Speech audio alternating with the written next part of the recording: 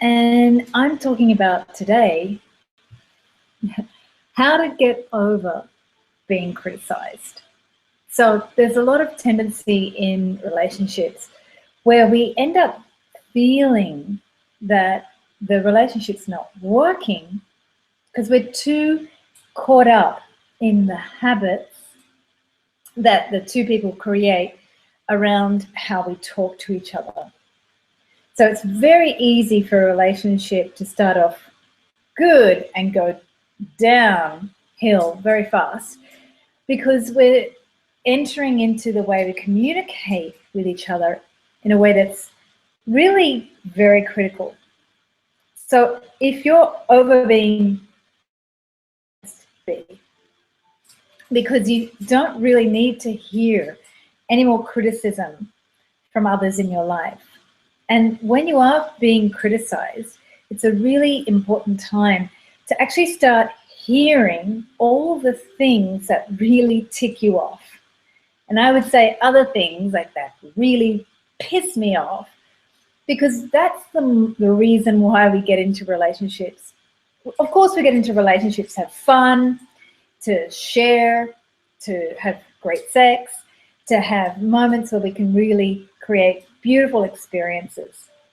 And we get into relationships to see those parts that we can't see when we're by ourselves. So when you get upset in a relationship, this is gold. This is a moment to see, what is it that you don't want to hear? What is it that you are tired of being told? What is it that you're exhausted by having to deal with in the relationship? And if you are sick of being criticized, this is a really good sign of victory, in my opinion, because it means that you're actually not going to tolerate certain behavior anymore. That can mean like a physical behavior from your partner. It could be the way they talk to you, and it can be the way you talk to yourself. So what happens when we actually put up with criticism, or that we actually experience criticism from our partners or our families, is that we get used to being talked to that way. And then what could be that person's emotional concern actually isn't anything to do with us, but we end up, because we love them and we're around them, we take on their stuff and we start to feel what they're feeling inside, but it's actually nothing to do with you. So when you're pissed off about being criticized, this is great, because this is a sign that it's actually nothing to do with you. Hearing that criticism from the other person and you're getting angry, you're like, I don't want this, I don't need this. Now there is an aspect in you that obviously at a soul level or at a higher self level, at some level you came to learn with this person how to tolerate that emotion or accept or handle it. It doesn't mean you have to like it. That's why I'm actually excited when we get pissed off about things, because it's a time for us to actually go, okay, what am I actually upset about? So upset, as one of my favorite teachers has always said, upset is a setup. It's a setup by your higher self to have a look, okay, at something inside you that you're not happy with. And it might not be that you're not happy, it might mean you're uncomfortable. There's something not right, something I don't get and I need more information about. So when you are pissed off, first thing to do is to just take deep breaths, experience that feeling like, I don't want to be spoken to this way, I don't want to feel this feeling. Experience whatever you're experiencing.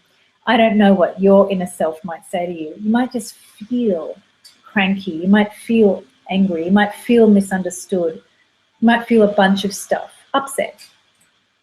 Take big breaths, feel the upset. If you really want to get out of the situation straight away, the bigger the breaths, the longer you hold your breath between the breaths, then you can actually experience it, but take yourself out of the intensity of it.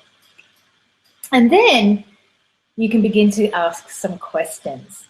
So by asking a question, you activate your consciousness to start looking at yourself. And often when we feel feelings are in this middle center of the body, sure, stuff can be going on up here in the brain, but you're feeling it in your belly, your heart. You might even feel heart pain sometimes if you're with people that you've been with for a while and you're... So you want to ask questions, okay, what am I experiencing? And you can be emotional too when you ask the questions, but it's so important to just go, what am I experiencing? What am I feeling? What is this? And look for what comes. Of course, it could be easy to go into, they shouldn't talk to me that way, I'm so angry because of X, Y, Z. And let the mind do that. But really when you're saying, what am I experiencing? What is this? It starts a process of looking inside and seeing what you're upset about. It could be something that's not actually related to you. It could be that you're upset that the other person doesn't have a better way of handling their stuff, and then you feel like you've got to take on their stuff. And in relationships, because we've actually decided to come back and be with these people who are special to us, we want to help them. We want to take on their stuff. But it's about a balance. If at any point you feel like you're taking on their stuff or their way of talking in a critical manner, and that doesn't really vibe with you, you're going to feel off. You have to get upset, because some part of you has to step up after being upset. You step up and speak up and say, hang on, let's change the subject. Hang on, I would rather be doing something else right now. Hang on, I don't like that when you speak like that to me. So once you actually take the deep breaths, check in, what am I experiencing? Ask, ask, ask. So you actually get some sense of what's going on in here that you're upset about. You might get some feelings. You might not get an exact sentence or written answer, but you might start to get a feeling. What's going on? Show me. Make it clear so I understand what's making me upset. Once you get that clarity, then you can say, what can I do here? What can I do here to have fun, to enjoy myself, to feel better, to feel good? And you might step into the heart and just start to really ask, okay, what can I do here to feel good? Because sometimes you do need to take action. You do need to say, hang on, not my stuff, thanks, but this isn't working for me. And instead of actually just continuing habits of communicating to each other in relationships, we really need to see how to interrupt the habit. And sometimes the action is literally just to take yourself out of the situation and say, not my stuff.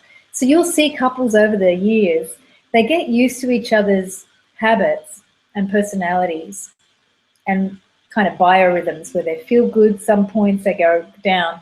And couples intuitively know, okay, they're doing that thing, I'm going to remove myself from the situation now.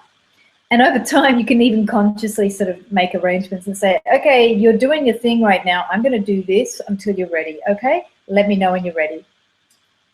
So you may not have that comfortability with your partner when you're first beginning a relationship. But you do need to know when it's time to just step away. And finally, so we talked about taking the deep breaths, ask what am I experiencing. Next, ask what do I do to feel good here, have fun. And then finally, once you get that action step, if you feel, and this is an if you feel like you're still funky, you're still carrying their stuff, you add another action step to just ask how to be in your energy, in your space. If you are pissed off because you're experiencing criticism, and you should be pissed off, one of the reasons why you should be pissed off is because you need to actually experience your energy. We're really no good to each other in relationships if we're not 100% experiencing our energy. We want to be able to empathize and feel others. But if we're sacrificing or kind of compromising in a way that's like giving ourselves not the best energy, compromise is necessary, but when we're giving ourselves a crappy energy, it starts to create a habit where we start to feel crappy. So ask, how can I feel my natural energy? It might mean you have to do something physical, go for a walk, and it might mean that you need to just sort of energetically brush off their energy, have a good talk to a friend. Find a way that just gets you back into something that makes you feel more of yourself. And one of the simplest ways I do that is just say, I want to feel my natural energy now. And I really ask for it in a very direct way, verbally out loud, in my mind, and I ask it to feel it in my body, because I'm a very kinesthetic person, so I really need to feel my own energy in my body. And for some of you, you might actually also have energy tools or ways to just feel your own energy body and sense, have I got some of the energy of somebody else's stuff? I don't need to feel that right now. So ask how. How do I feel my own energy again in all of its joy and all of its natural being and state? So thank you for being pissed off and getting upset, and thank you for taking the next step and stepping up to what that could be as a potential new way of being with yourself. I'm Angela Ambrosia. Contact me at angela@loveandrelationshipcoach.com for your free relationship miracle call and discover what that could be for you. I can guarantee it's definitely stepping into your love story and the way you love. Thanks, and enjoy your love.